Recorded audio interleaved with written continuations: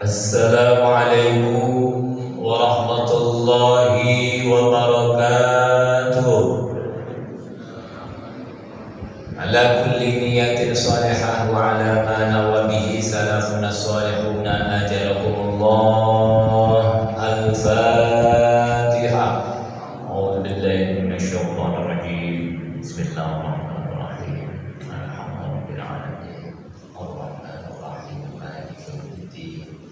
Iyyaka na'budu wa iyyaka nasta'in. Ihdinas siratal mustaqim. Shiratal ladzina an'amta 'alaihim ghairil maghdubi 'alaihim waladdallin.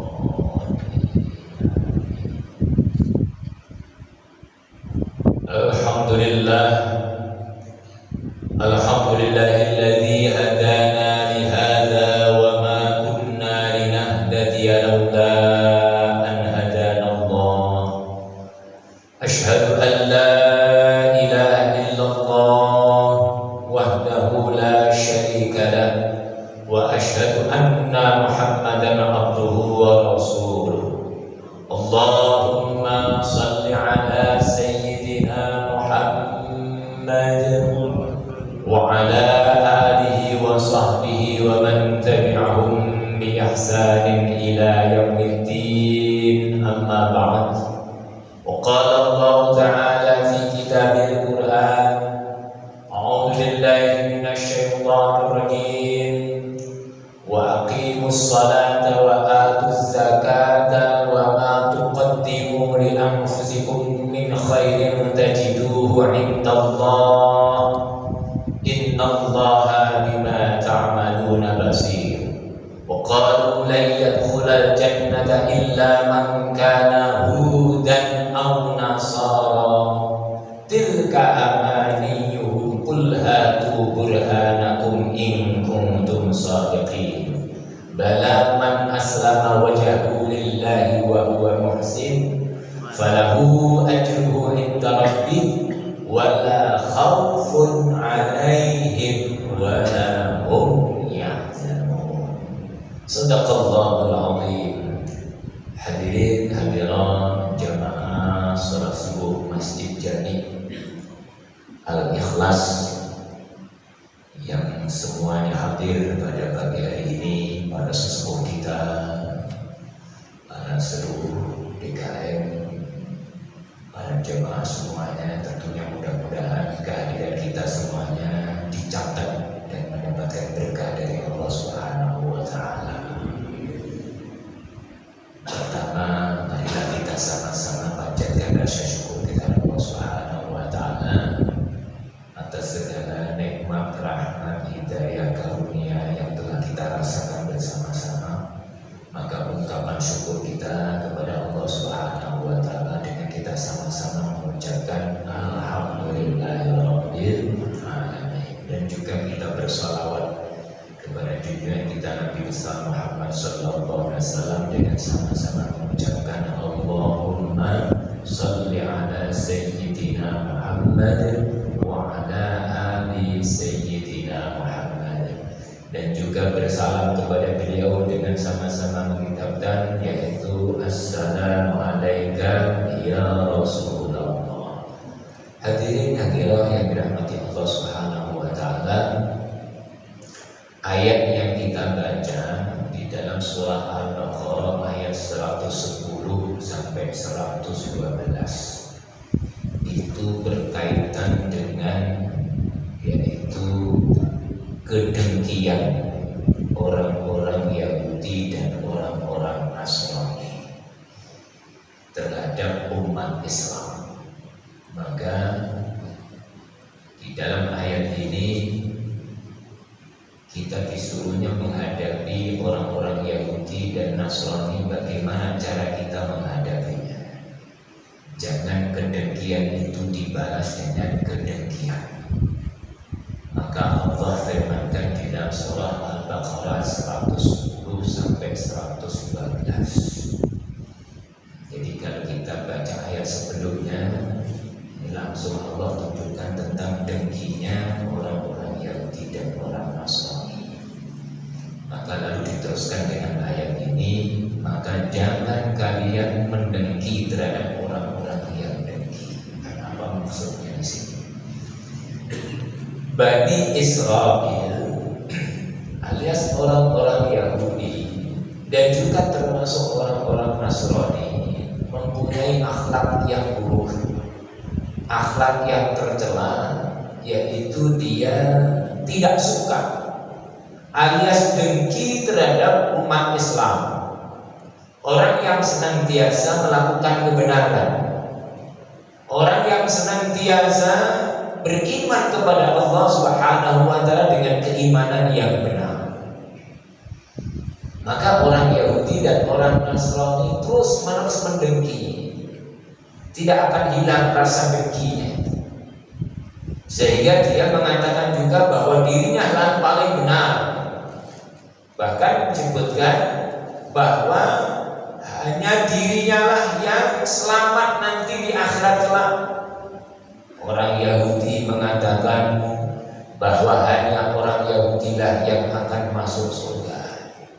Orang Nasrani juga mengatakan bahwa hanya orang Nasrani lah yang akan masuk di surga. Umat Islam tidak akan masuk surga. Orang yang beriman tidak akan masuk surga. Orang yang senantiasa mengikuti kebenaran tidak akan masuk surga. Maka perkataan seperti ini adalah perkataan dusta, sehingga Allah Subhanahu wa Ta'ala mengatakan itu hanyalah angan-angan saja, itu hanyalah angan-angan mereka alias harapan yang kosong yang tidak bakal terjadi. Karena apabila dia mengakui bahwa dirinya yang akan selamat, akan masuk surga, tentunya harus ada buktinya. Apa buktinya orang yang akan masuk surga? Yaitu orang yang senantiasa pasrah kepada Allah Subhanahu wa Ta'ala. Apabila ada perintahnya Allah, maka ia akan buat. Apabila ada larangannya Allah, tentu mereka akan senantiasa menjauhi. Kebenaran berasal dari Allah Subhanahu wa Ta'ala, itulah yang dilakukan. Dan tentunya kemungkaran tentu harus senantiasa dijauhi. Oleh karena itu, kalau dia menyebutkan bahwa orang Yahudi lah yang masuk di dalam surga, itu hanya angan-angan belaka. Maka Allah firmankan di dalam surat Al-Baqarah tadi ayat yang ke-110, A'udzubillahi minasyaitonir rajim, wa aqimus sholata wa atuz zakah, dan dirikanlah sholat dan tunaikanlah zakat, wa ma tuqaddimu li anfusikum, dan apa-apa yang engkau persembahkan, yang engkau perbuat, li anfusikum, maka itu untuk dirimu sendiri, min khairin, daripada kebaikan apapun. Dan Allah Subhanahu wa Ta'ala tajiduhu indallah, yaitu akan memberikan balasan pahala di sisi Allah. Innallaha bima ta'maluna basir. Sesungguhnya Allah Subhanahu wa Ta'ala Maha melihat apa-apa yang kalian kerjakan. Di dalam ayat ini, untuk menghadapi orang-orang yang dengki, yaitu kita diperintahkan untuk menjalin hubungan baik kita kepada Allah. Wa aqimus shalah, dan dirikanlah sholat. Kenapa kita diperintahkan untuk mendirikan sholat, berhubungan baik dengan Allah Subhanahu wa Ta'ala? Karena yang menetapkan hidup kita ini semuanya adalah Allah. Ketika ada orang diberikan kesusahan, yang memberikan kebahagiaan juga Allah. Ketika ada orang diberikan kesulitan, yang tentunya yang akan melenyapkan kesulitan juga Allah. Yang memberikan kebenaran juga Allah. Yang memberikan pertolongan semuanya adalah Allah justrunya menjalin hubungan baik kita kepada Allah Subhanahu wa Ta'ala. Sebagaimana Rasulullah, apabila Rasulullah SAW beliau bersedih, idza hazabahul amru shalla. Nabi Muhammad itu kalau punya masalah, kalau sedih, maka Nabi Muhammad itu apa yang dilakukan? Sholat, menjalin hubungan dengan Allah Subhanahu wa Ta'ala. Nabi Muhammad, maka ditekan tadi wa aqimus sholat, dirikanlah sholat, bukan mengerjakan sholat, bukan melaksanakan sholat, tapi mendirikan sholat.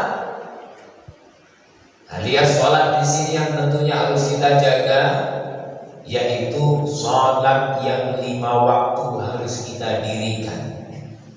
Mendirikan sholat bukan mengerjakan sholat. Alias ketika kita melaksanakan ibadah sholat, kita harus memahami syarat dan rukunnya sholat. Kita harus senantiasa berusaha memahami bacaan-bacaan sholat kita.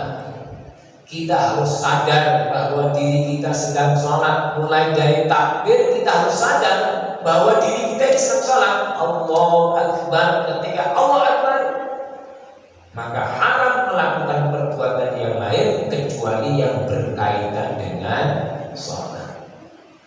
Mulai dari Allah Akbar sampai salam, Assalamualaikum warahmatullahi. Berarti ketika kita mengucapkan salam, kita sudah punya niat menutup sholat, selesai sholat. Maka sholat itu dimulai dengan takbir, diakhiri dengan salam. Jadi kalau ada orang yang sudah Assalamualaikum warahmatullahi, berarti kita nggak boleh ngikutin lagi. Maka segera kita juga salam. Karena kalau kita disebutkan bermakmum kepada imam, imamnya selesai, kita harus juga selesai. Jadi salam itu yaitu menunjukkan selesainya kita sholat. Dimulai dengan takbir, diakhiri dengan salam. Ketika sudah takbiratul ihram, maka kita haram melakukan perbuatan kecuali yang berkaitan dengan sholat. Ada orang Assalamualaikum, nggak boleh kita jawab salam, nggak boleh. Karena apa? Kita sudah takbiratul ihram, haram melakukan yang lain kecuali yang berkaitan dengan sholat. Ini namanya sholat. Hadirnya hati, merasa hadirnya Allah Subhanahu wa Ta'ala, sehingga orang yang sholat akan senantiasa tenang. Karena apa? Hadirnya Allah Subhanahu wa Ta'ala. Maka Rasulullah itu kalau sudah sholat senang, gembira. Maka ayatnya tadi wa aqimus shalah, dan dirikanlah salat. Ada orang yang demi hubungan baik kita dengan Allah, kita jalin, kita pererat lagi, kita tambah lagi. Kita mohon kepada Allah Subhanahu wa Ta'ala. Yang kedua, wa atuz zakat, dan juga menunaikan zakat. Kenapa harus zakat? Zakat inilah yang untuk mempererat hubungan kita agar barisan kita lebih kuat. Satukan barisan dengan apa? Sholat. Dengan apa lagi? Dengan zakat. Maka dengan zakat, antara orang yang kaya dengan orang-orang yang miskin, maka ada keterkaitan, sehingga akan menjadi kuat. Orang kaya, orang miskin bersatu jadi kuat menghadapi apa? Orang-orang yang dengki tadi. Dia mengatakan kalau hanya dialah yang benar, sehingga dia masuk surga. Bisa jadi orang yang beriman marah juga, bisa jadi hilang kesabarannya. Jangan hilang kesabaran, jangan marah-marah, jangan membalas kedengkian mereka. Maka kita diperintahkan untuk sholat, menunaikan zakat. Lalu diteruskan ayatnya bahwa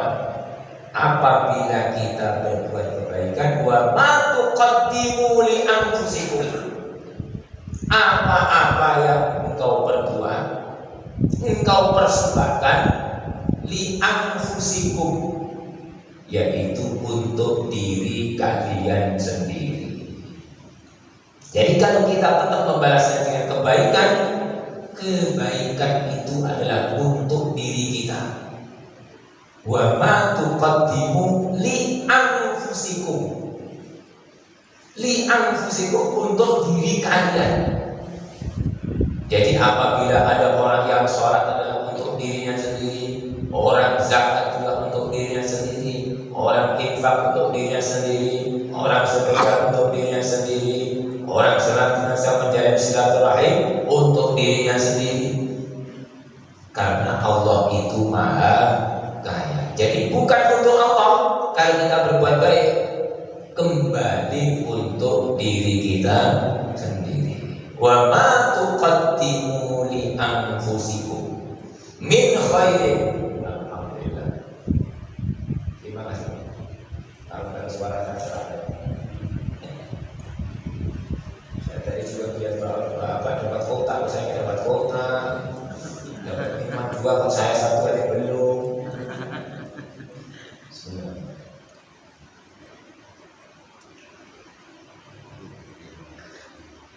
Alhamdulillah. Wa ma tuqaddimu li anfusikum min khairin.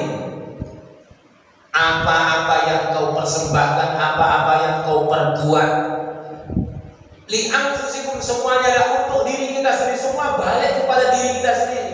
Maka kalau kita keburukan membalasnya dengan keburukan, berarti apa? Akhlak kita sama aja dengan mereka.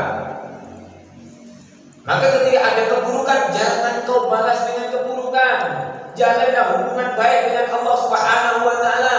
Jalanlah hubungan baik dengan sesama manusia. Semua kebaikan-kebaikan tadi min khairin, kebaikan-kebaikan khairin, semuanya adalah untuk diri kalian sendiri. Kebaikan yang nampak, yang tidak nampak, yang kecil, yang besar, semuanya itu adalah untuk diri kita sendiri.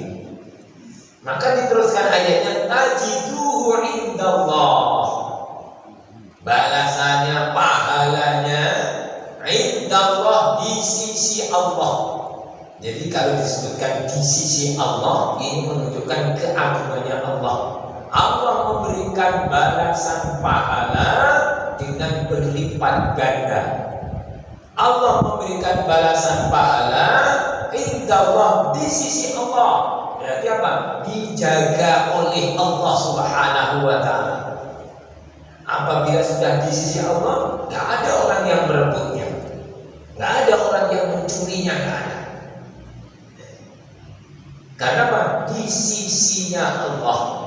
Disebut di sisi Allah itu karena menunjukkan keagungannya Allah.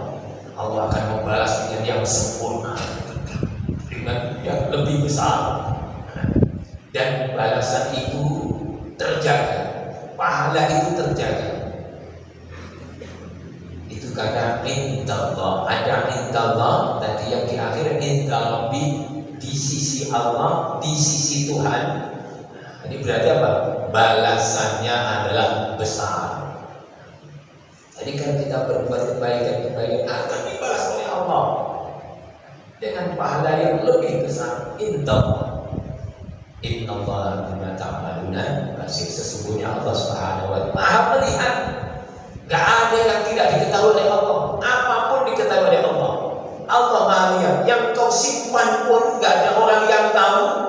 Semuanya diketahui oleh Allah. Semuanya akan dibalas oleh Allah Subhanahu wa ta'ala. Jangan khawatir. Kalau kita sudah berbuat kebaikan, semuanya akan dibalas oleh Allah Subhanahu wa ta'ala. Namun ulama tafsir juga menyebutkan bahwa ayat ini termasuk juga ayat ancaman juga. Kalau disebutkan sesungguhnya Allah Subhanahu wa ta'ala melihat apa-apa yang kalian kerjakan, berarti apa? Kalau ada orang berbuat buruk sekecil apapun, Allah tahu juga. Nah, gitu. Berarti apa? Nanti juga akan ada balasannya, walaupun tersimpan. Wa itu betul ma fi anfikum au tukhfuhu yuhasib au tukhfuhu, tersimpan, tersembunyi, Nggak ada yang tahu. Nanti pun juga akan dimintai pertanggungjawaban oleh Allah Subhanahu wa Ta'ala. Itu makna innallaha bima ta'maluna basir. Maka kita tetap orang yang beriman itu senantiasa tetap disuruhnya untuk berbuat kebajikan. Jangan sampai hilang kesabaran kita. Jangan sampai hilang kesabaran. Kita diberikan tahu oleh Allah Subhanahu wa Ta'ala bahwa Yahudi dan Nasrani ini mempunyai sifat yang buruk, senantiasa dengki terhadap umat Islam, dengki terhadap orang-orang yang beriman. Maka diteruskan ayatnya, wa qalu lan yadkhulal jannata illa man kana hudan aw nasara. Ini pengakuan orang-orang Yahudi dan Nasrani. Dan mereka mengatakan la yadkhulal jannah, gak ada yang masuk surga illa man kana hudan, kecuali hanya orang Yahudi au nasara, atau orang Nasrani. Ada Yahudi, ada Nasrani. Ini bukan satu kelompok, bukan dua kelompok. Ada kelompok Yahudi, ada kelompok Nasrani. Maka pakai kata au. Jadi ayat ini sebenarnya kan panjang. Jadi ayat ini sebenarnya begini. Wa qalu la yadkhulal jannata illa man kana hudan, ya. Au la yadkhulal jannata illa man kana nasara, kan begitu. Dan berkatalah, tidak akan masuk surga kecuali orang-orang Yahudi. Dan juga orang-orang Nasrani mengatakan tidak akan masuk surga kecuali orang-orang Nasrani. Tapi terus disingkat tadi, tidak akan masuk surga kecuali orang Yahudi atau Nasrani. Ini namanya al-ijaz. Ya, dipendekkan karena apa? Kita semua sudah paham bahwa yang mempunyai sifat dengki tadi adalah orang Yahudi, orang Nasrani. Bayangkan kita itu kan beramal, berbuat kebaikan, udah sholat seperti ini jamaah, terus dibilang gak akan masuk surga ente, kecuali golongan kami itu yang masuk surga. Apakah gak marah itu? Wong kita itu beramal untuk apa? Biar kita masuk surga. Itu janjinya Allah Subhanahu wa Ta'ala. Gak usah sholat ente, gak bakalan masuk, gak usah puasa. Maka bisa jadi ini namanya kedengkian. Saking dengkinya hanya merasa dirinya yang masuk surga. Orang Nasrani juga mengatakan demikian. Tapi kenapa ayat ini kok digabung jadi satu? Yahudi, Nasrani jadi satu. Jadi orang Yahudi itu kalau berhadapan dengan umat Islam, mereka bisa bersatu. Sebetulnya apa?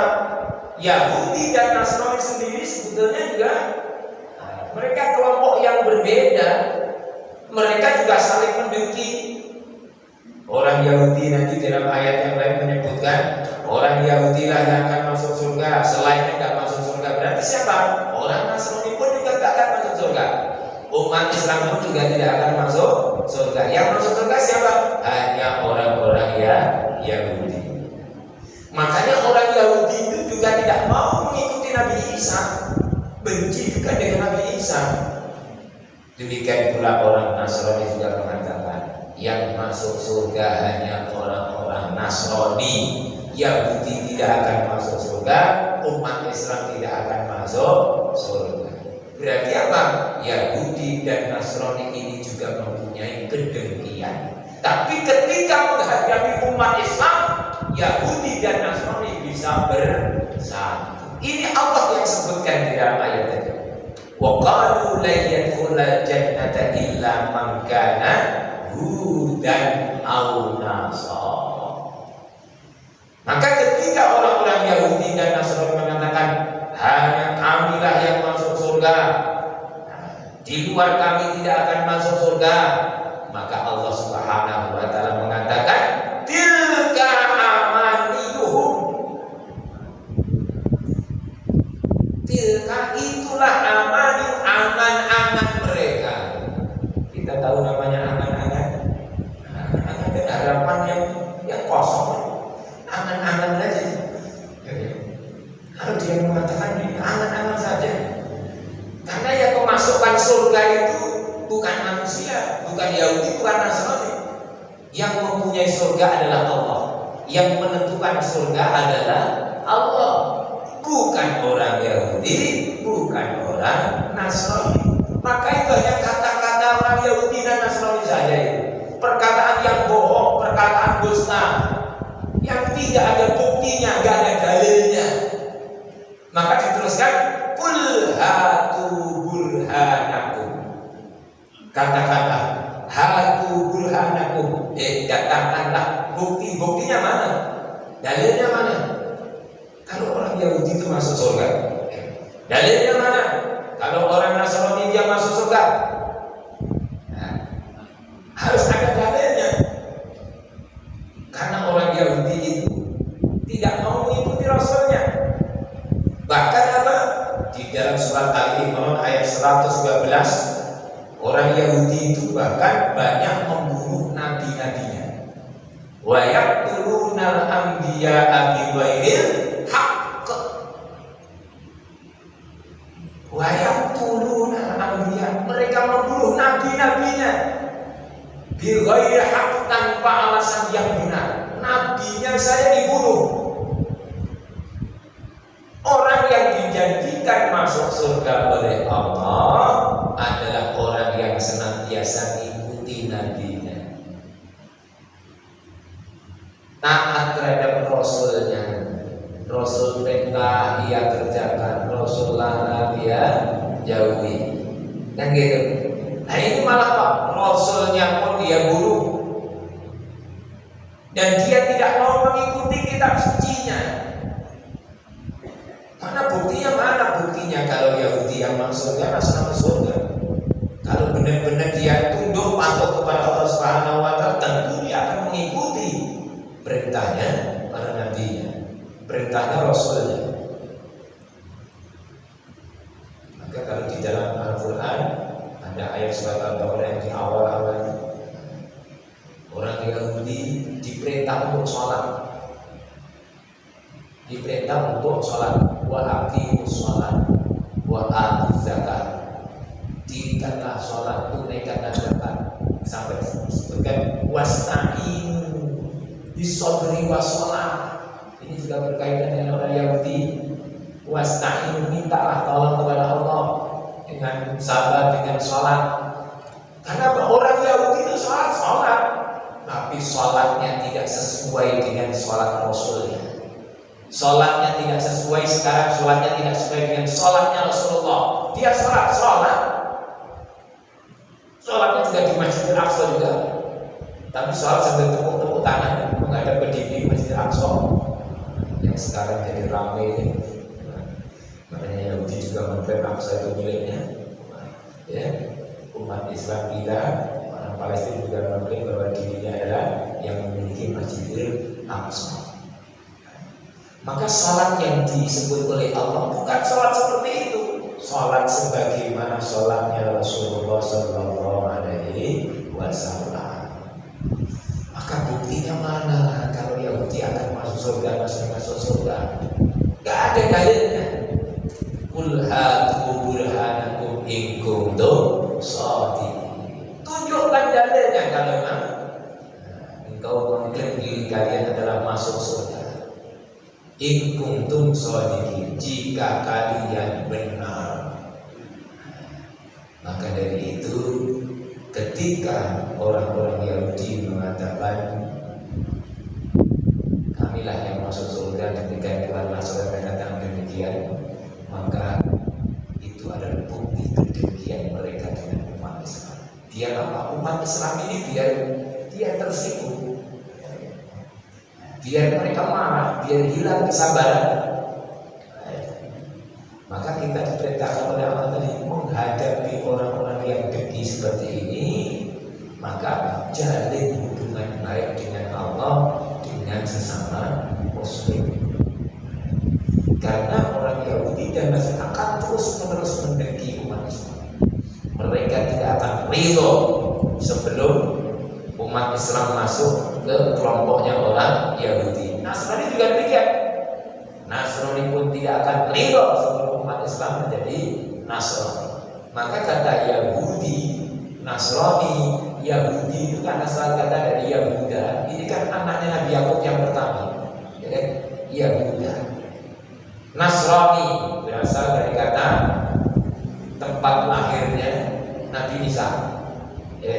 Apa itu? Nazaret. Tempat lahirnya Nabi Isa atau kampungnya Nabi Isa, Nazaret. Atau Nasor, Nasirah, berasal dari kata penolong, ya, Nasor. Ya, karena di dalam Al-Quran ada ayat, di dalam surah As-Saff itu ada ayat yang terakhir, Man ansari ilallah. Siapa yang akan menolong agama Allah Subhanahu wa taala? Man ansari ilallah. Nasara, Nasrani. Ya, yang di dalam Al-Quran. Itu dari ambilan kata dari Nasrani dari Nazaret atau Nasara, Nasirah, Yahudi dari Yahuda. Maka dari itu hanya angan-angan belaka kalau dialah yang akan meraih surganya Allah. Karena apa? Tidak ada buktinya. Maka Allah Subhanahu wa taala sebutkan dalam ayat berikutnya 112, bala, tidak demikian. Kalau dia mengaku bahwa Yahudi yang masuk surga, Nasrani yang masuk surga, lalu disuruh menyebutkan buktinya, mengeluarkan dalilnya, lalu dia pun tidak akan dapat mampu mengeluarkan dalilnya, buktinya, maka bala, tidak demikian. Itu hanya angan-angan yang kosong saja. Bala man aslama wajhahu lillah. Jadi orang yang akan selamat dimasukkan surga adalah man aslama wajhahu lillah. Man aslama. Man orang siapa? Yaitu orang yang aslama, menyerahkan diri, wajhillah, wajhahu lillah, menyerahkan wajahnya lillah untuk Allah. Kenapa disebutkan wajah? Wajah ini adalah bagian daripada tubuh manusia yang paling terhormat. Jadi kalau sudah disebutkan wajah, berarti semuanya ikut kena wajah. Maka terus diterjemahkan menjadi diri, menjadi man aslama wajhahu lillah, orang yang menyerahkan wajahnya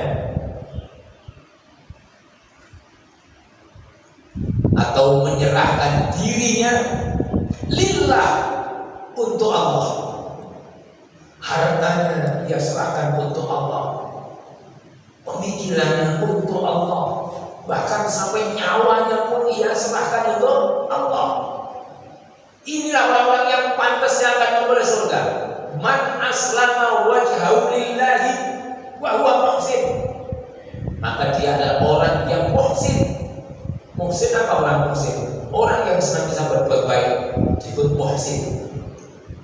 Man amila hasanah fa huwa muhsin. Jadi kalau ada orang yang berbuat baik itu, beramal baik, ya, hasanah fa huwa muhsin, maka disebut dengan muhsin.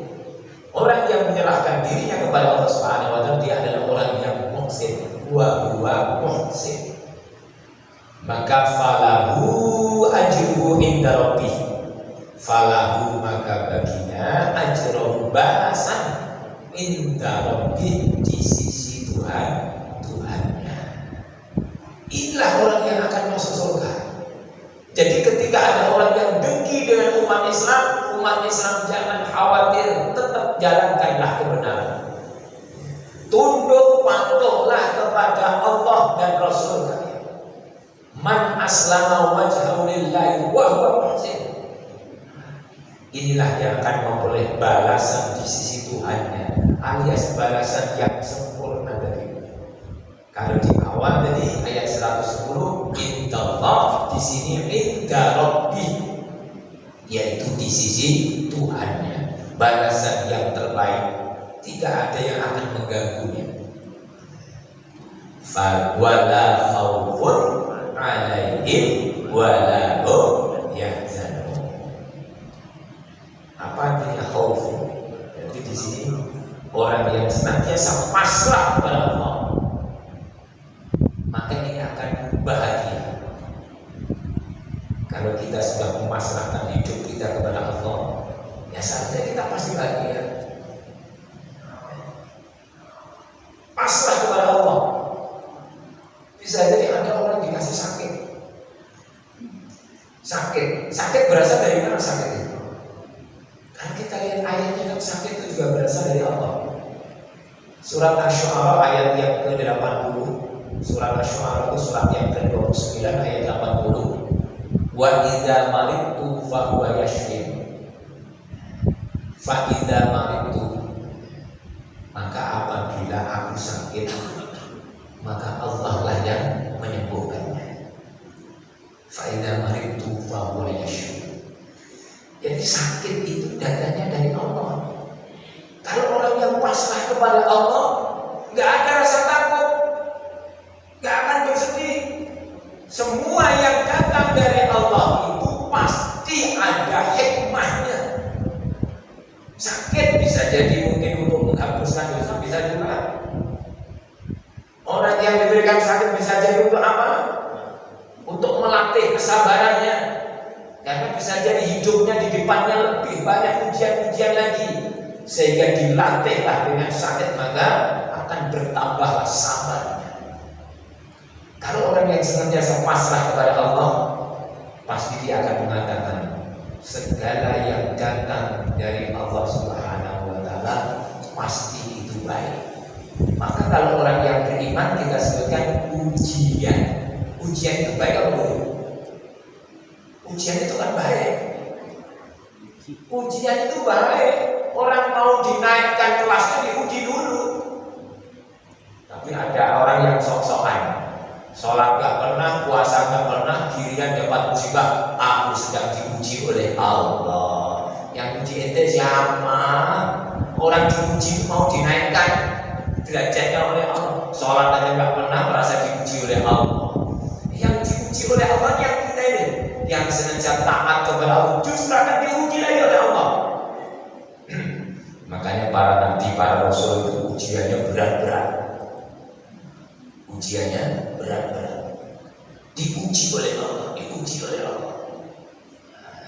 Ujian memang hidup itu ujian. Kita orang yang taat ngaku beriman diuji. Surat Al-Ankabut itu ayatnya kedua. Ahasiban nasu an yutraku an yaqulu amanna wa hum la yuftanun. Apakah kalian mengira setelah mengatakan amanna lalu Allah biarkan begitu saja, gak diuji juga? Orang yang mengaku dirinya beriman justru akan diuji oleh Allah Subhanahu wa Ta'ala. Maka ujian itu baik, diuji oleh Allah untuk meningkatkan derajat, diuji oleh Allah. Maka orang yang senantiasa pasrah kepada Allah, maka seharusnya gak ada rasa takut. Ibu bapak tahu maknanya takut? Khauf. Takut itu apa takut itu? Tidak suka perkara buruk yang akan terjadi, namanya khauf. Perkara buruk yang kita gak suka kan? Maka tidak suka perkara buruk yang akan terjadi. Takut sakit, udah sakit belum? Belum. Takut mati, udah mati? Belum juga. Takut kena musibah? Nah, belum kena musibah, namanya takut. Jadi takut itu maknanya adalah tidak suka perkara buruk yang akan terjadi. Yang akan terjadi. Takut dengan siksaan akhirat. Orang yang pasrah kepada Allah, yang ada rasa takut, semua hidupnya adalah untuk Allah Subhanahu wa Ta'ala. Maka wala khaufun alaihim wala hum yahzanun, dan tidak bersedih yang berduka, sama juga tidak suka perkara buruk yang sedang terjadi atau yang telah terjadi. Sedih, sakit sedih, pas sakit ya sedih. Seharusnya kalau orang yang sudah pasrah kepada Allah tidak akan bersedih. Bisa jadi fisiknya tadi sakit, tapi jiwanya tidak pernah sakit. Jiwanya senantiasa bahagia, gak akan sedih, gak ada rasa takut. Itulah orang yang akan memperoleh surganya Allah Subhanahu wa Ta'ala. Jadi siapa yang akan memperoleh surganya Allah Subhanahu wa Ta'ala? Orang yang senantiasa pasrah hidupnya untuk Allah Subhanahu wa Ta'ala. Bukan seperti orang Yahudi, bukan seperti orang Nasrani yang membunuh para nabinya, yang tidak mau mengikuti kitab sucinya. Maka itu hanya kedengkian saja. Maka dari itu, kalau orang Yahudi dan Nasrani sampai sekarang senantiasa berbuat yang tidak baik dengan umat Islam, dan itulah memang banyak disebutkan di dalam Al-Qur'anul Karim. Ini ayat adalah untuk memberikan peringatan kepada kita. Allah kasih tahu bahwa Yahudi Nasrani itu adalah orang yang senantiasa memiliki kedengkian terhadap umat Islam. Maka kita pasrahkan diri kita kepada Allah Subhanahu wa Ta'ala, jalin hubungan baik kita dengan Allah Subhanahu wa Ta'ala, dan juga kita pererat dengan zakat hubungan kita sesama manusia. Mudah-mudahan dengan 3 ayat ini kita senantiasa bisa menghadapi siapapun, yaitu dengan bersabar, alias tetap kita tidak boleh melakukan hal-hal yang dilarang oleh Allah Subhanahu wa Ta'ala. Demikianlah, ini sudah lebih daripada cukup. Ini saya suaranya maaf agak serak karena semalam saya takziah di pulang jam 11-an. Depan masjid saya meninggal, cuma dia pas meninggalnya di rumahnya yang di BSD sana, lumayan jauh. Depannya masjid, biasanya jamaah masjid. Nah, pas hari Jumat kemarin baca asal beliau wafat meninggal. Tapi alhamdulillah ya tidak kesiangan. Intinya alhamdulillah masih bisa salat bersama mudah-mudahan ya hadirat kita semuanya di sini mudah-mudahan bisa menambah sedikit-sedikit untuk mempertebal keimanan kita kepada Allah Subhanahu wa Ta'ala, sehingga kita akan dijadikan oleh Allah Subhanahu wa Ta'ala orang yang senantiasa taat kepada Allah dan Rasulnya. Jangan seperti orang-orang Yahudi, jangan seperti orang-orang Nasrani yang senantiasa ada dalam kedengkian. Jadi, dia tidak mau mengikuti Allah, dia tidak mau mengikuti Rasulnya, namun kita akan senantiasa berpedoman dengan Al-Quran, wahyu Allah Subhanahu wa Ta'ala. Kekurangannya mohon maaf, kita baca alhamdulillah, alhamdulillahirabbil alamin. Assalamualaikum warahmatullahi wabarakatuh.